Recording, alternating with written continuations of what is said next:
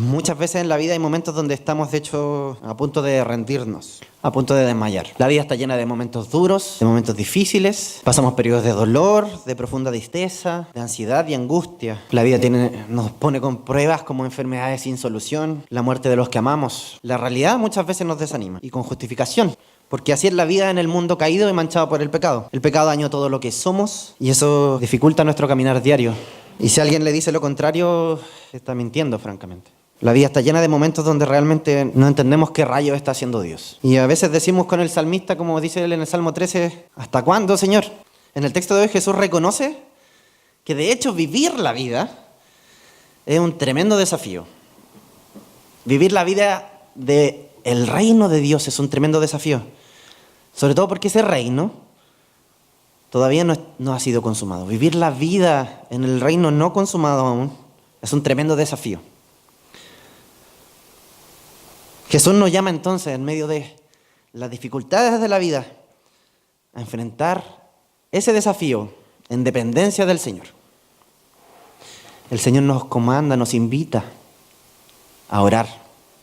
Orar y no desmayar. Correr la carrera. Andar el camino, perseverando hasta el fin. Jesús nos invita a ver la vida desde la óptica del reino de Dios, desde los lentes del reino de Dios.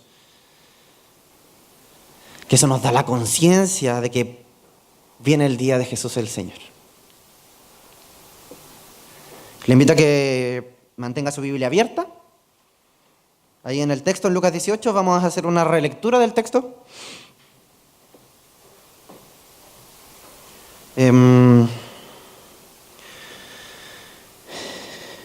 Voy a leer, eso sí, otra traducción, pero acompáñame igual usted ahí con su Biblia abierta para que vaya comparando.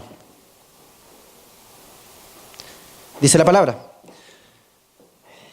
cierto día Jesús les contó una historia a sus discípulos para mostrarles que siempre debían orar y nunca darse por vencidos.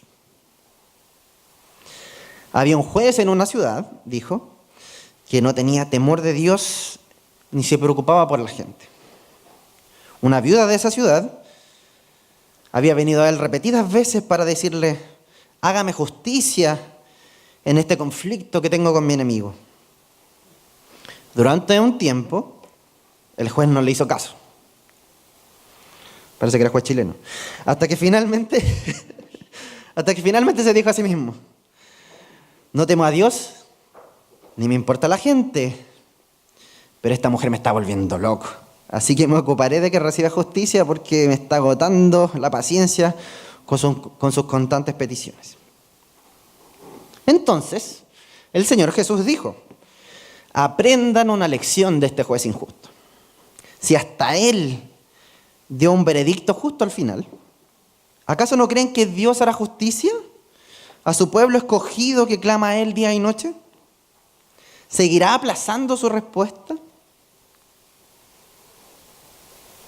¿Los seguirá evadiendo? Les digo, el Señor pronto les hará justicia. Pero cuando el Hijo del Hombre regrese, ¿hallará fe en la tierra? ¿Le ha pasado alguna vez que tiene que hacer un trámite importante, un trámite que para usted es importante claramente, y ha tenido que insistir, y nunca le quieren decir que sí? Bueno, ¿a quién no le ha pasado en Chile en realidad? Esperar un montón de tiempo para que el Estado o alguna institución privada procese nuestros documentos, o esperar que nos atiendan en el consultorio, la fila de la revisión técnica tal vez. ¿Por qué no un reclamo al banco por esos cobros indebidos que sorprendentemente nunca son responsabilidad del banco?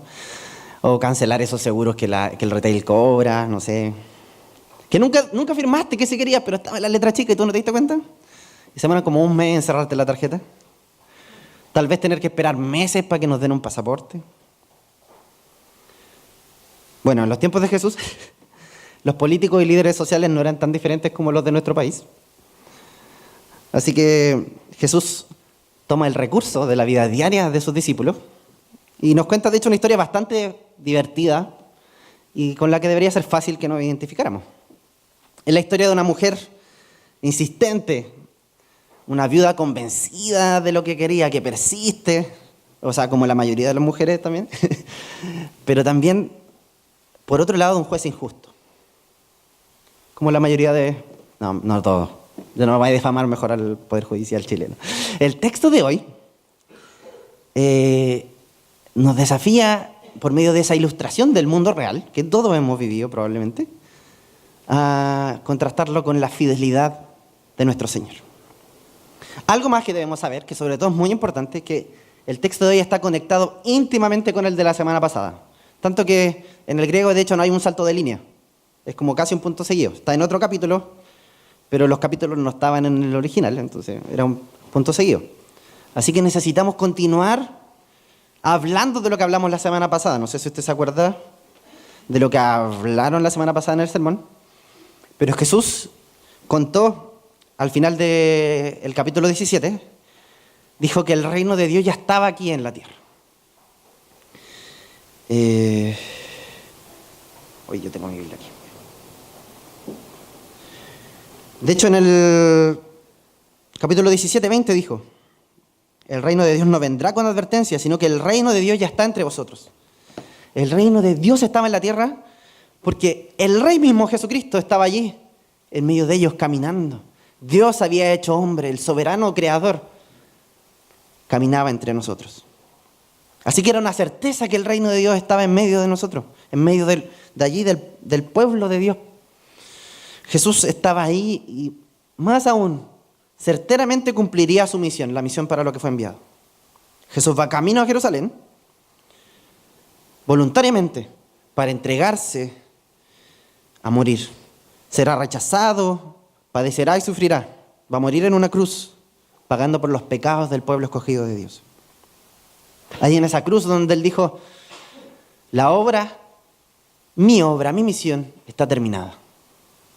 Todo lo que había que hacerse se hizo. Pero la muerte de Jesús, su entrega no fue una derrota, sino que fue una victoria. Jesús resucitó en gloria y majestad, se levantó de la muerte y venció la tumba. Venció la muerte y el pecado en nuestro lugar. De hecho, cuando Jesús resucitó, dijo a sus discípulos, no sé si se acuerda al final de Mateo 28, toda potestad me fue dada en el cielo y en la tierra. Por eso con certeza Jesucristo dice: el reino ya está aquí. El reino ya está aquí. Jesús venció la muerte. Jesús resucitó y toda potestad le fue dada en el cielo y en la tierra. La gran pregunta que nos surge frente a esta verdad es: si es que Jesús reina, ¿por qué es que aún sufrimos? ¿Por qué aún el mundo está como está si Jesús reina? Bueno, Jesús también nos explicó en el texto de la semana pasada que la historia todavía no acaba. El reino todavía no había sido consumado, sino que lo sería. Su reino sería consumado finalmente en el regreso triunfante de Jesús. El texto de hoy entonces contiene una parábola y una aplicación que continúan desarrollando el tema de el reino de Jesús y su regreso triunfante. Pero Jesús ahora se enfoca en la actitud que debemos tener respecto al tiempo donde estamos. Ese tiempo donde Jesús reina, ya reina, pero todavía no consuma su reino. El versículo 1 inicia diciéndonos que Jesús contó esta parábola y Lucas es muy inteligente y nos muestra ahí el objetivo de la parábola de Jesús. Ellos debían siempre orar y nunca desmayar. De hecho, Jesús describe la importancia de la oración para la vindicación de los creyentes por parte de Dios. Antes de entrar a esta historia debemos tener claro qué cosa no es esta historia. Esta no es una historia que nos dice que si oramos vamos a obtener todo lo que queremos y si oramos con insistencia el Señor nos va a dar todo lo que pidamos, ni tampoco, absolutamente no, esta historia absolutamente no nos invita a declarar, a decretar nuestro futuro como está de moda en el mundo evangélico, porque exigirle a Dios es una práctica antibíblica. Lo que esta historia, en cambio, sí es una invitación a la dependencia de Dios mediante la oración. Es una historia que busca darnos ánimo, que nos desafía a persistir sin rendirnos. Jesús nos llama a una fe persistente, pero no solo persistente frente a la lucha, sino una fe que mira con esperanza al futuro. Una fe que mira con esperanza al futuro. El texto en el versículo 1, de hecho, subraya muy intensamente esa cuestión de que es necesario orar y nunca darse por vencidos. Denota esa necesidad de algo, debían siempre orar. Entonces es importante mantener la fe en vista de esa paciencia en la espera del regreso de nuestro Señor que tenemos por delante. ¿Qué era lo necesario que debían hacer entonces los discípulos? Siempre orar y nunca desmayar. La palabra que aquí hay para desmayar es un sinónimo de no darse por vencido, incluso tal vez no descorazonarse.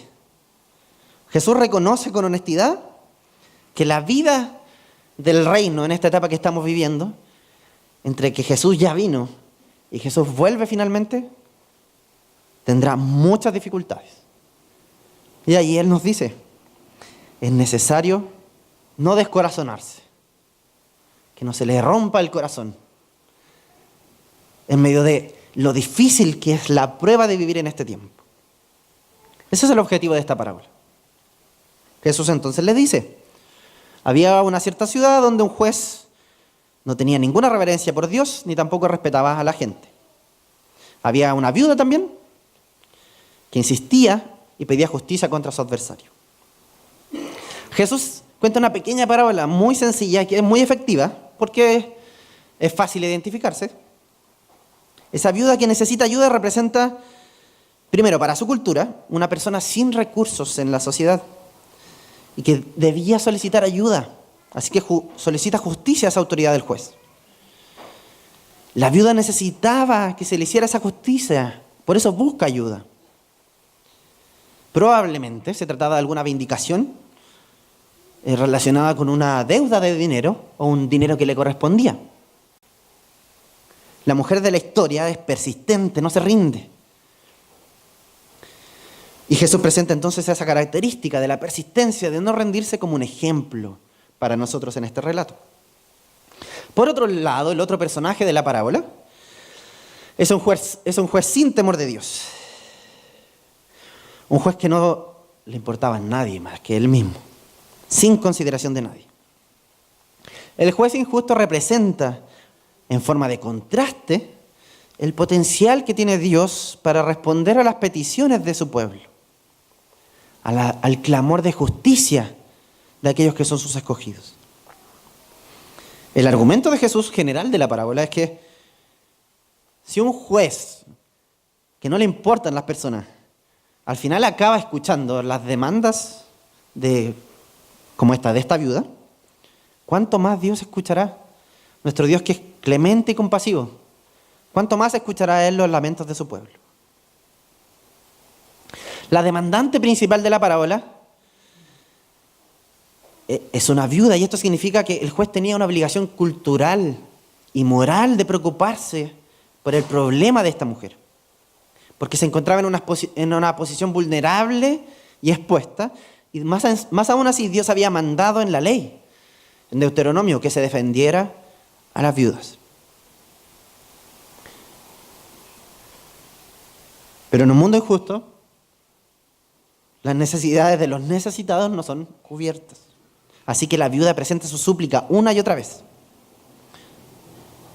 Su intención es conseguir que se le haga justicia. Y aquí viene la parte divertida. Porque la viuda presenta su súplica una y otra vez, pero el juez se resiste a actuar. No le hizo caso. Pero finalmente se ablanda porque se examina a sí mismo y dice, pucha, que molesta esta señora, que persiste. Cualquiera que haya experimentado una petición insistente, como por ejemplo nuestros Si usted tiene un hijo chiquito o tuvo su hijo chiquito, piensen cuando su hijo o hija le dice a la mamá, mamá, mamá, mamá, mamá, para que le mire o para que le escuche, y al final solo quería que mirara el dibujo. Esto es lo que está experimentando el juez. La mujer le importuna sin cesar. La palabra aquí significa que sus acciones le molestan. El juez reconoce, era un juez deshonesto, injusto, pero no tonto. El juez reconoce que se le va a agotar la paciencia pronto, van a cansarlo. La palabra aquí, de hecho, literalmente es como dejar moreteado, dejar exhausto. Se usa a veces en otra parte de la escritura para hablar de golpes. Y el griego tiene de hecho, una implicancia de como pegarle una bofetada. Entonces, esta expresión que dice el juez alude a que a alguien le dejaron un ojo morado. Entonces el juez está diciendo, no sabe, que venga y me pegue una cachetada por no responderle.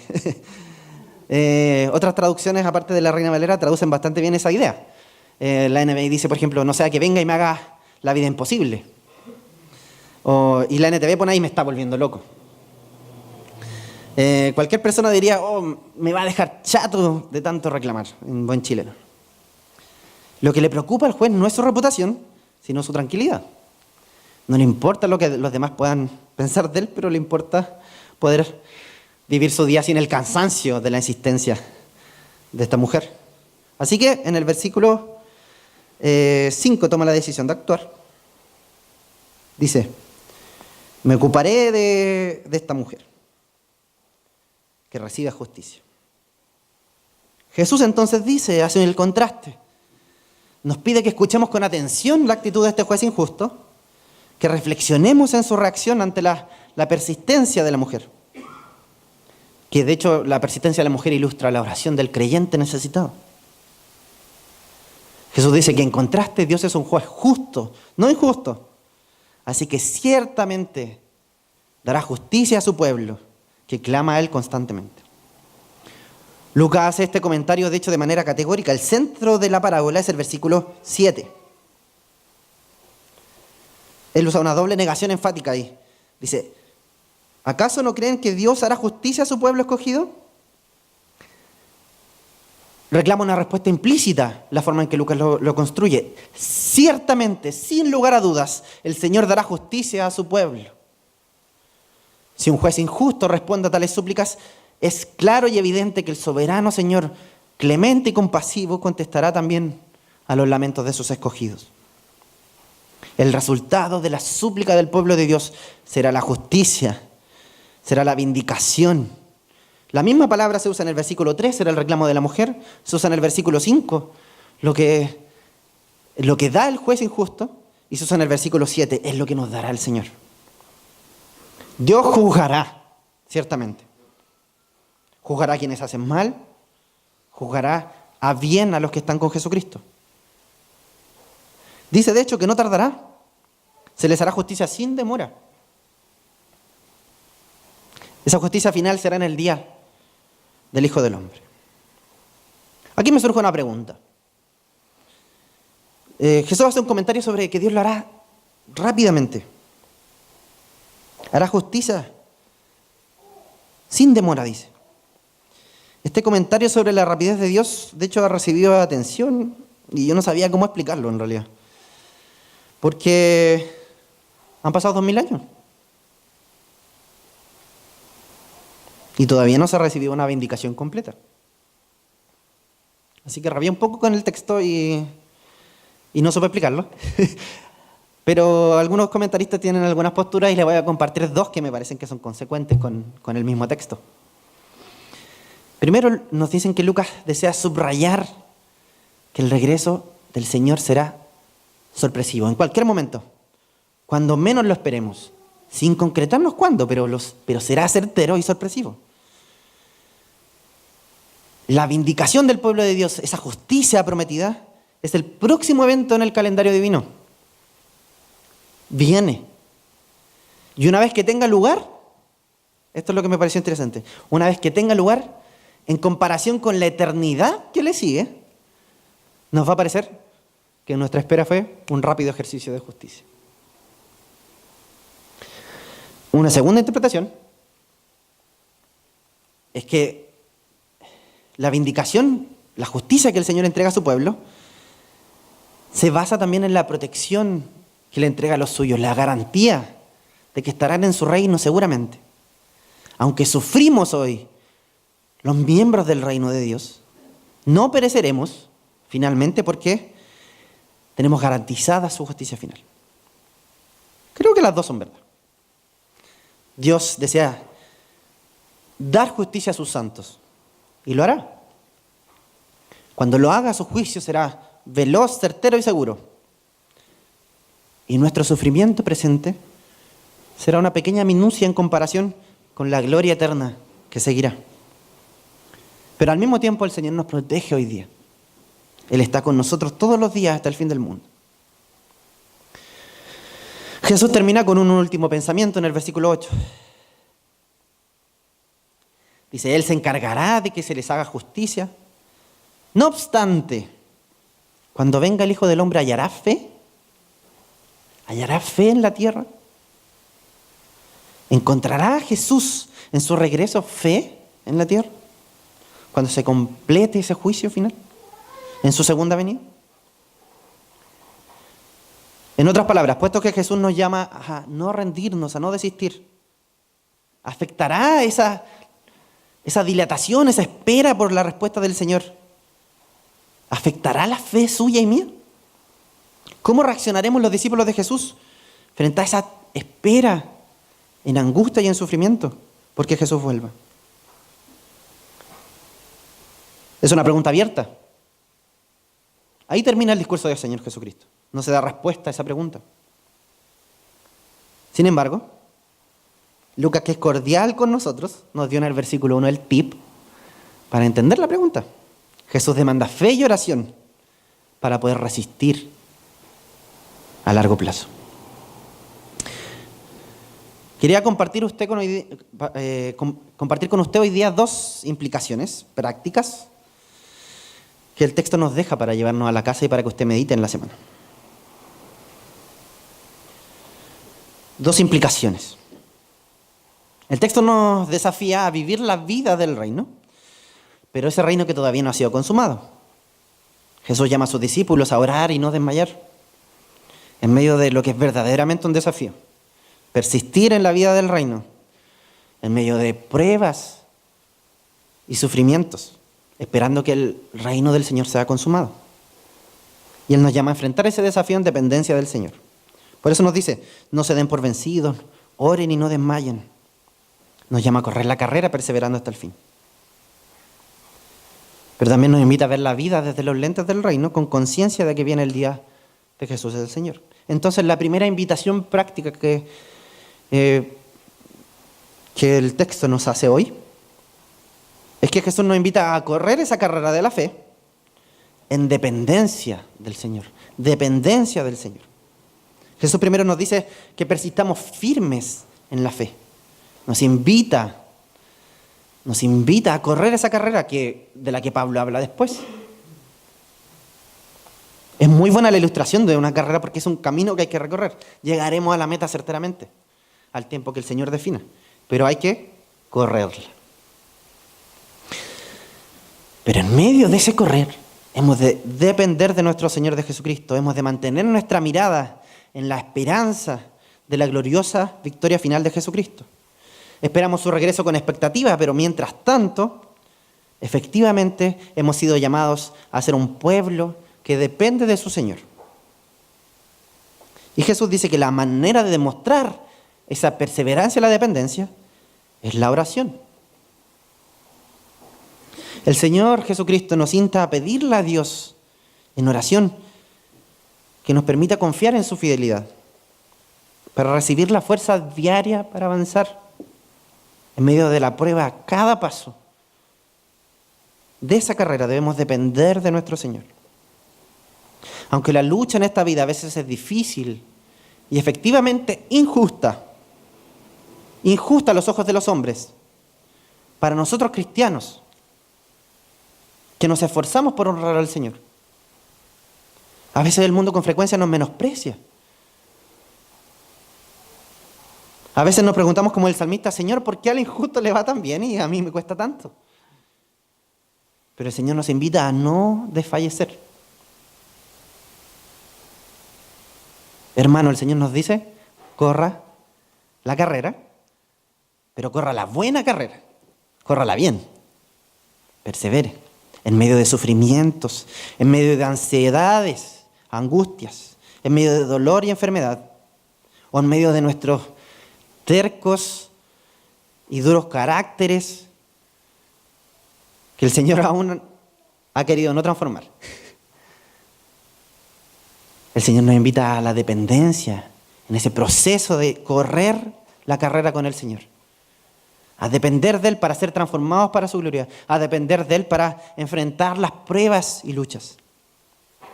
En ocasiones el fracaso, la persecución o el rechazo puede hacernos preguntarnos si es que verdaderamente merece la pena la vida cristiana. Tal como el salmista decía, ¿hasta cuándo, Señor? Otras veces nos sentimos frustrados porque parece que a los que no tienen en cuenta nada del reino de Dios les va todo bien. Pero hemos de recordar que eso que tiene el mundo, eso que tienen aquellos, el éxito superficial, lo tienen por ir en pos de aquello que no vale nada. Esas cosas materiales en esta tierra. Porque llegará el día que sus arcas estarán vacías, que no valdrá nada. Que se darán cuenta que desperdiciaron su vida. Que eso, a lo que el mundo le dio valor, en realidad no valía nada. Llegará el día en que aquel que no se entrega al Señor se dará cuenta que desperdició su vida y que en realidad se perdió el único tesoro verdaderamente valioso.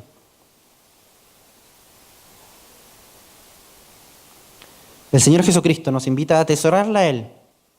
Nos insta a pedirle a Dios que nos permita depender de su fidelidad en oración. Aferrarnos a la cruz de Jesucristo para recibir la fuerza diaria, día a día para avanzar. Ojo, eso no significa no sufrir. Al contrario, se pueden pasar malos momentos siendo cristianos. De hecho, se puede estar muy mal, triste, angustiado. Y forma parte de la vida. Y cualquier cristiano que le diga lo contrario no ha visto la vida del apóstol Pablo, la vida del apóstol Pedro, ni siquiera tal vez la vida de Jesús. La vida cristiana no existe para evitar el sufrimiento,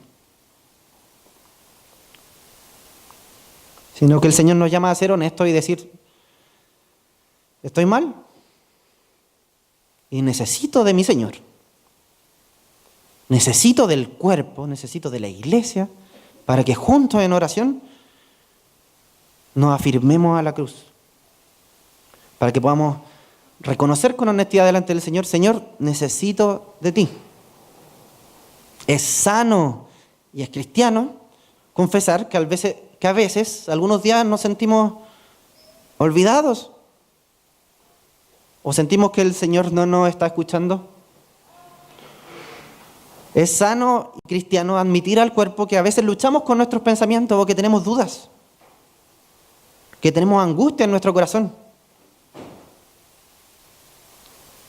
Y es sano decirle al Señor, Señor, ¿hasta cuándo me dejarás sin respuesta? Porque de ese clamor, en ese clamor nuestro corazón aprende a confiar en el infalible amor del Señor. Descansar en que Él es suficiente. Darle gloria, porque en medio de pruebas y sufrimientos nos permitió conocerle y por eso Él ha sido bueno con nosotros. Solo así es que podemos correr la carrera cristiana de la buena forma que hay que correrla. La oración nos da convicción de que Dios está trabajando. La oración no existe para andar rogando a Dios como si fuera un viejito pascuero que nos va a dar todo lo que queremos, sino que es para encontrar convicción en su voluntad. Que su voluntad es buena, perfecta, agradable, lo mejor para nosotros. en la fe de que Jesús reina hoy día, tal como Él lo dijo, la oración entonces nos moldea. Nos moldea para decir, bueno, Jesús está reinando. Su propósito es perfecto, aunque Él todavía no me responde. Él hará su voluntad y su voluntad es buena para nosotros. Y sobre todo, hará su voluntad finalmente. Y con certeza Él nos responderá con justicia en el último de los días. Esa es la única forma de entender bien la vida. Entender bien la vida en el presente pasa por apreciar hacia dónde va caminando el futuro, hacia dónde va la historia. Nos dirigimos a un futuro glorioso con Jesucristo. Vamos caminando hacia allá. Esa es la carrera que corremos. Estamos en un presente con Cristo, hacia una eternidad con Jesucristo. Y sea en esta tierra o al final de todas las cosas, el Señor hará justicia definitiva con sus hijos. La oración entonces nos permite seguir adelante firmes y sin temor, corriendo la buena carrera. Porque la oración nos recuerda que el Señor está ahí con nosotros todos los días, al lado. Que Él ya corrió la carrera perfecta en nuestro lugar y está ahí, llamándonos para seguir avanzando, dándonos ánimo. En la oración aprendemos que, como aprendió el salmista también dice, tu amor es mejor que la vida. En la oración aprendemos dependencia de nuestro Señor. Su amor es mejor que la vida misma. Así, en primer lugar, la parábola de Jesús nos invita a no desmayar, a no desesperar. No porque la vida sea fácil, no porque no tengamos problemas, no porque no suframos, sino que porque tenemos una esperanza certera en la carrera que corremos. Nuestra esperanza está segura en la obra culminada de Jesucristo. Hoy tenemos seguridad, podemos tener seguridad en medio de la prueba porque Él nos acompaña. Hemos de vivir entonces el presente en dependencia de nuestro Señor a través de la oración. En segundo lugar, y la segunda y última aplicación que quería compartir para hoy día, o para usted hoy día, es que en medio de ese desafío de vivir la vida en el ya, pero todavía no, o sea que el reino vino, pero todavía no se consuma, el Señor nos llama a priorizar lo que el reino prioriza. En medio de ese reino no consumado aún, Él nos llama a priorizar lo que Él prioriza. No hemos de dejar de reconocer que vivir en ese reino no consumado es difícil. Es un desafío, como dijimos al principio.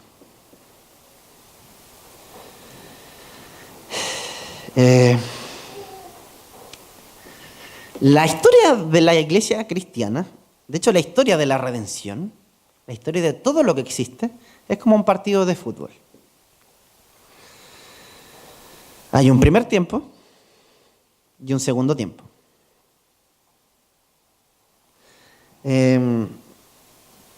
Nosotros estamos en el segundo tiempo, ya, en el último tiempo. Porque vino el mejor jugador de la tierra y hizo el gol final de la victoria ya, al inicio de ese segundo tiempo. El primer tiempo sería como el tiempo que llamamos de Antiguo Testamento. El segundo tiempo sería del Nuevo Testamento en adelante.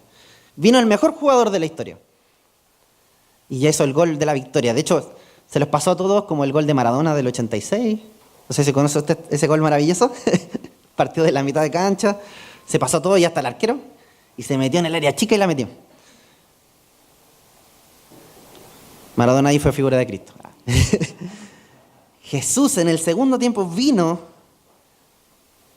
y ganó el partido en nuestro lugar. Hizo todos los goles que habría que hacer en el reino. De hecho, nosotros vamos ganando por goleada en el segundo tiempo. La victoria ya está segura. Pero algo que debemos saber y entender, y que nos llama el texto también, es entender que ese partido todavía no termina. Todavía no termina. Ya ganamos, la iglesia es triunfante, por eso cantamos Firmes y Adelante, por ejemplo. Eso está claro y es una promesa de la palabra. La iglesia es triunfante. Ya Jesús hizo todos los goles que había que hacer. Pero hay que seguir jugando. Seguir jugando el segundo tiempo. El Señor no nos llama a sentarnos mientras esperamos que se acaben esos 90 minutos. La iglesia definitivamente no fue pensada como un equipo chanta que hace la hora cuando va ganando, que se pasa la pelota entre ellos, los defensas y el arquero, por ejemplo, los últimos 10 minutos, mientras espera el pitazo final. Tristemente muchas veces la iglesia es así. Encerrada en su edificio, esperando que venga el Señor, sin llevar al reino al mundo. El Señor no quiere que vivamos esa vida mediocre hoy día. No quiere que seamos una comunidad encerrada. El Señor quiere que juguemos el partido del reino. Cuando yo estaba pensando cómo ilustrar eso, por eso se me ocurrió la idea del fútbol, porque estaba pensando en la selección chilena en la época de Bielsa. En la época del grande Bielsa. Como sea, tirando para adelante. Ya vamos ganando 3-0, pero ya vamos por el cuarto. Vayamos ganando, perdiendo, tirando para adelante.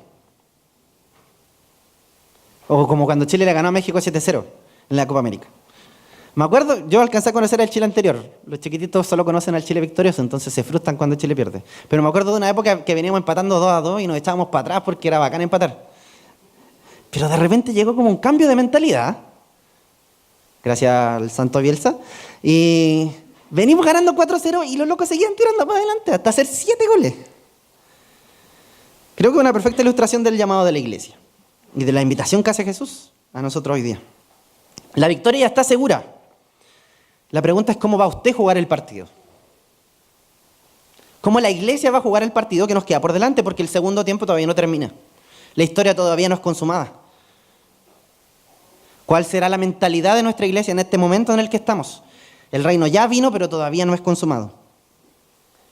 ¿Seremos una iglesia de mantención? ¿Una iglesia que se da pases en su propia área cómoda? ¿O vamos a empujar por el reino? ¿Empujar por la misión?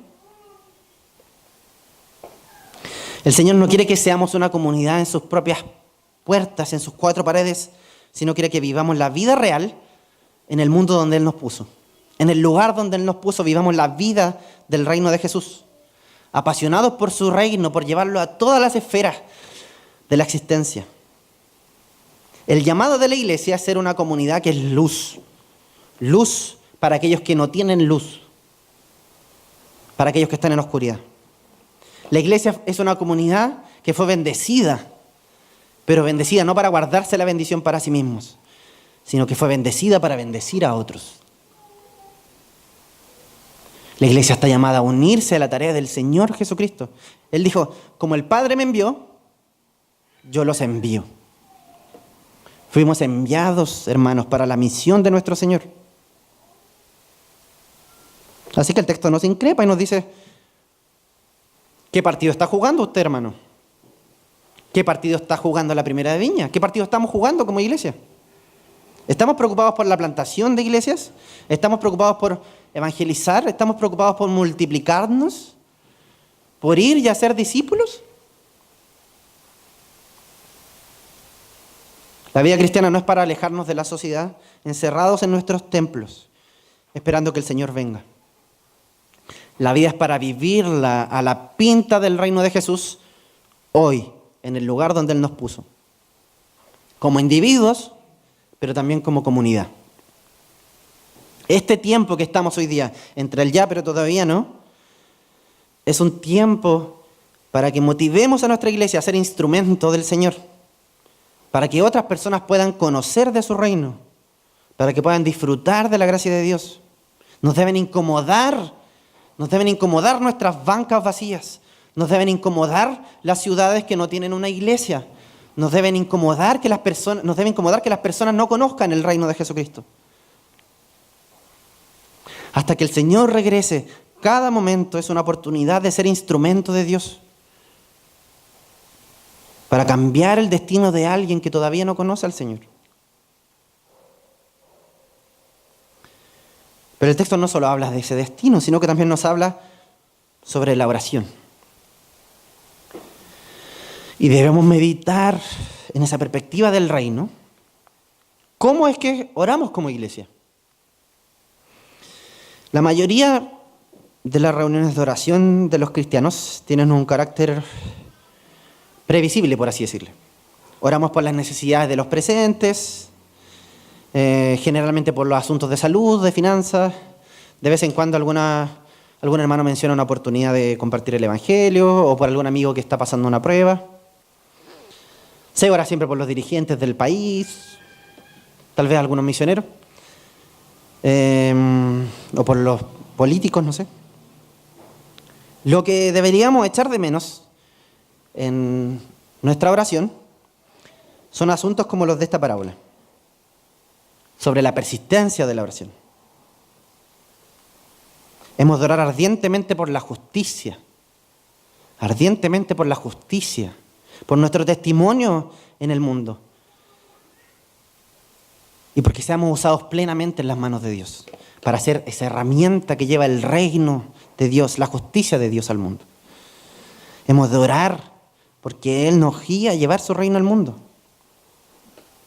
Utilizando la imaginación de la parábola, de la ilustración que hace Jesús, nos pregunta, ¿qué es lo que le insistimos al Señor en nuestra oración? ¿Pedimos a Dios como comunidad esa justicia? ¿Pedimos con insistencia al Señor que nos use para que venga su reino? ¿O por otro lado solo insistimos al Señor en nuestras peticiones, en aquello que nosotros queremos? ¿Insistimos como iglesia en la oración para que el Señor nos capacite y nos envíe a su misión? Nuestro maestro lo dijo, rueguen al Señor de la mies que envíe obreros a su mies. Así que roguemos por eso, hermano. La oración que el Señor propone en este texto se parece mucho a la que era la oración de los apóstoles. Hechos 4:26 dice, concede a tus siervos que con todo de nuevo hablen de tu palabra. La iglesia pidió que Dios los capacitara para llevar a cabo su tarea. La iglesia estaba en medio de persecución y sufrimiento, y lo que le pidió al Señor no era, Señor, que se me acabe el sufrimiento, era, concede a tus siervos que con denuedo hablen de tu palabra. Esos cristianos tenían el deseo de llevar al reino de Dios en medio de su contexto difícil. Es decir, que Dios se manifestara poderosamente en sus vidas por medio de sus acciones, por medio de sus palabras. No tenemos que aspirar a menos, hermanos. Así que la segunda invitación práctica del texto de hoy entonces es a vivir las prioridades del reino de Dios en nuestras acciones, en nuestras palabras y en nuestra oración. En nuestra vida individual y en nuestra vida como iglesia. Priorizar lo que el reino prioriza. Orar de la forma en como el Señor nos dijo que oráramos. Señor, envía obreros a tu mies. Orar como oraron los apóstoles. Señor, úsame para que hable tu palabra. Las prioridades del reino. Mientras miramos con esperanza el futuro, sabiendo que es certera la venida de nuestro Señor, que la historia terminará en victoria con certeza, pero en medio de eso, viviendo en las prioridades del reino, esperando el día donde acabará el sufrimiento, el dolor, la enfermedad y la muerte.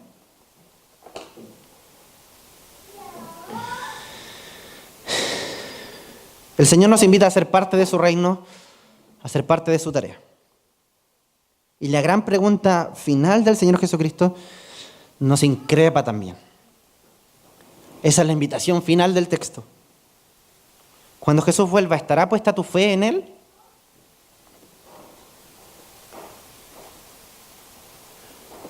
¿Has creído en el Señor Jesucristo? No hay mejor forma de enfrentar la vida. No hay otro lugar donde pueda haber consuelo en medio de la prueba y el sufrimiento. Así que el Señor le pregunta a usted, cuando regrese el Hijo del Hombre, ¿hallará tu fe?